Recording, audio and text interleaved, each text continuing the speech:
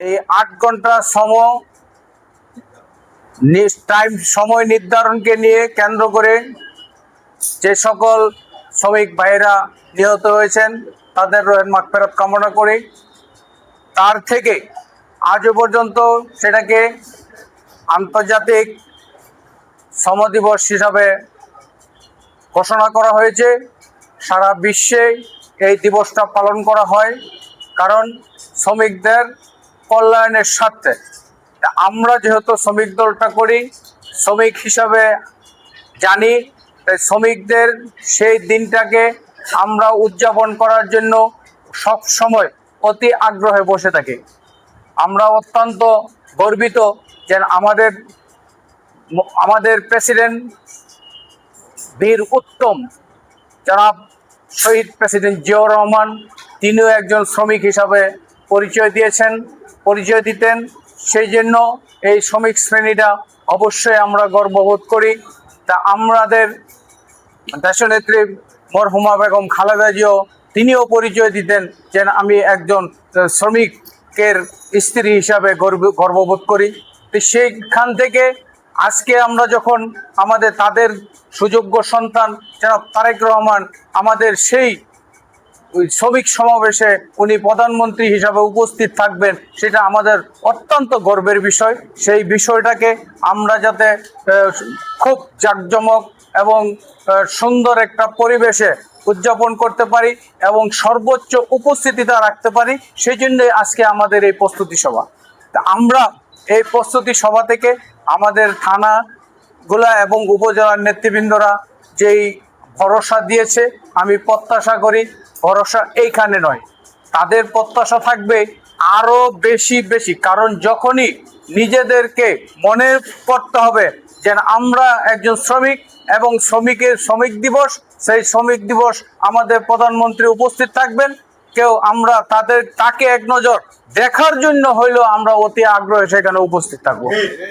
সেই জন্য এইটা বিষয় না, আরো কিছু আমরা আশা করি অন্তত এই নারায়ণগঞ্জ থেকে আমরা অন্তত 2 থেকে 3 হাজার লোক নিয়ে ওই সমাবেশে যোগদান করব। পারবো কি আমরা? আমি এখানে ভয়ে কেউ বলে না।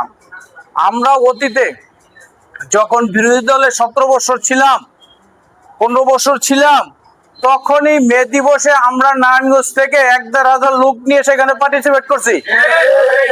তখন তো ভয় ছিল পুলিশের, ভয় ছিল সন্ত্রাসীদের, ভয় ছিল আওয়ামী লীগের সন্ত্রাসীর। এখন তো আমাদের সে ভয় নাই। তাহলে আমরা কেন নিচে চলে আসি? এখানে আপনারা নোট দিচ্ছেন, তালিকা দিচ্ছেন 550 জন, কেন?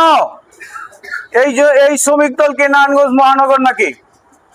অত্যন্ত কষ্ট লাগে। দীর্ঘদিন নাকি এত দুঃসময় যদি আমরা হাজার হাজার লোক নিয়ে ওইখানে অংশগ্রহণ করতে পারি, এখন তো আমাদের সুসময়, আমাদেরকে সবাই আরো আগ্রহ করে যাবে। তারুণ্যের অহংকার তারেক রহমান প্রধানমন্ত্রী প্রথম শ্রমিক সমাবেশে যোগদান করবেন, প্রথম শ্রমিক সমাবেশে বক্তব্য রাখবেন, শ্রমিকদের কল্যাণে কথা বলবেন, শ্রমিকদের দুঃখ সুখের কথা বলবেন, শ্রমিকদের ভালো মন্দ নিয়ে সে আলোচনা করবেন। সেটা শোনার জন্য আমাদের আগ্রহ থাকতে হবে। সেই জন্য আমাদের সেইভাবে অর্গানাইজ করতে হবে যাতে করে সকল মানুষ তার বাণীটা শোনার জন্য, শ্রমিকদের কল্যাণমুখী সাজেশন গুলো শোনার জন্য ওইখানে উপস্থিত হয়। শ্রমিকদের কোনো দল নাই। আপনি যেই সেক্টরে থাকেন, যেই জায়গায় থাকেন, আপনার শ্রমিক একজন, যেই কাজই করেন আপনি একজন শ্রমিক।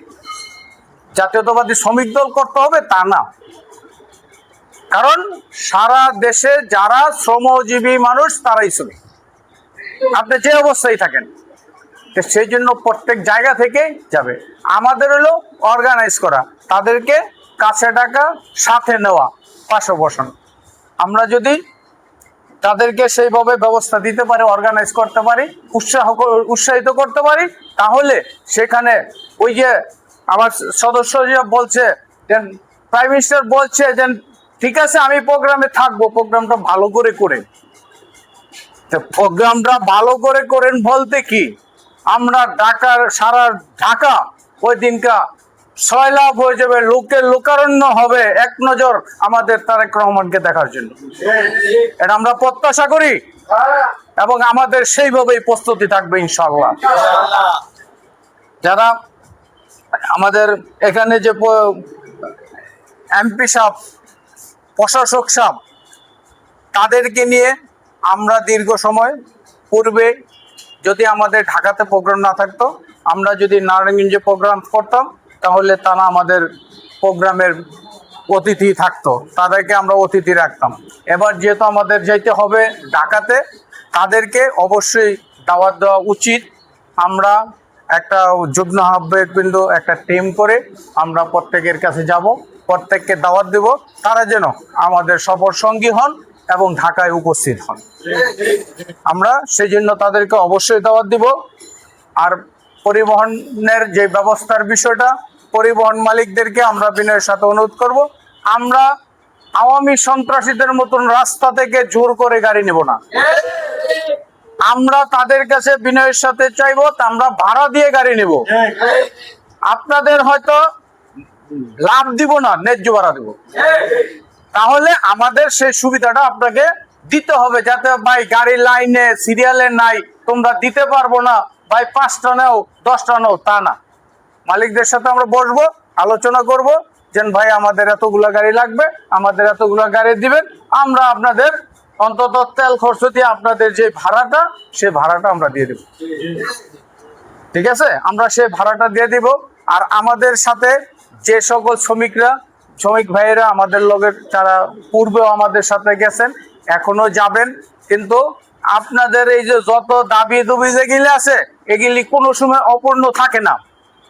কারণ আপনারা একটা জিনিস বুঝেন, যে আপনাদের সভাপতি যদি তিল খায়, আপনাকে তিলটা দিয়েই খায়, কেউ ঢাকা শহরে না খেয়ে থাকে না। তবে একটা জিনিস করবেন, প্রত্যেক ওয়ার্ড থেকে যেখান থেকে যারা যারা আসবেন, অন্তত আপনাদের বন্যাঢ্য মানে সেই শ্বাসটা, এই শ্বাসটার ব্যবস্থা নিজ নিজ ওয়ার্ড থেকে করেন। মানে সেই শ্বাসটা কি আমাদের সদস্য বলছে খালি ফিতা বানলে হয়ে যায়। এর পাশাপাশি যদি কারো মনে করেন যে আমার ব্যানারটা দরকার, কারণ এই ব্যানারটা নিজের পরিচিতির জন্য দরকার হয়, যেন আমি আমার ওয়ার্ড থেকে একটা ব্যানার নিলাম, এখানে 5টা ফেস্টুন নিলাম, একটা সুন্দরভাবে তৈরি করলাম। যার যার ওয়ার্ড থেকে চেষ্টা করেন যেন অন্তত ফেস্টুন ব্যানারগুলি যাতে নিজেরা তৈরি করে মানে নিয়ে আসতে পারেন, নিজের পরিচিতিটা ওইখানে তুলে ধরতে পারেন। কারণ ওইখানে বুঝতে হবে তারেক রহমানের একটা ক্যামেরা থাকবে। আমরা যদি সেই তারেক রহমানের ক্যামেরার মধ্যে যদি আমার ছবিটা উঠে, আমি সেই জন্য ছবিটা আগায় রাখবো। এইটাই বর্ণাঢ্য, কারণ নিজের পরিচিতিটা লাভ করার জন্য হইলো আমরা এটা আমরা করবো। কারণ আমরা আগে মনে করেন অনেক সময় দেখতাম যে কোন দলের নেতা নাই, কর্মী নাই, ভয়ে রাজপথে যায় নাই, 2জন লোক পাড়ায় কোনো রম দেখছি ব্যানার ধরে খাড়া রয়েছে, ব্যানারটা ছবি উড়াইছে, দাঁড়াইছে। এই সময়গুলো গেছে, কিন্তু এখন লোকের অভাব হবে না।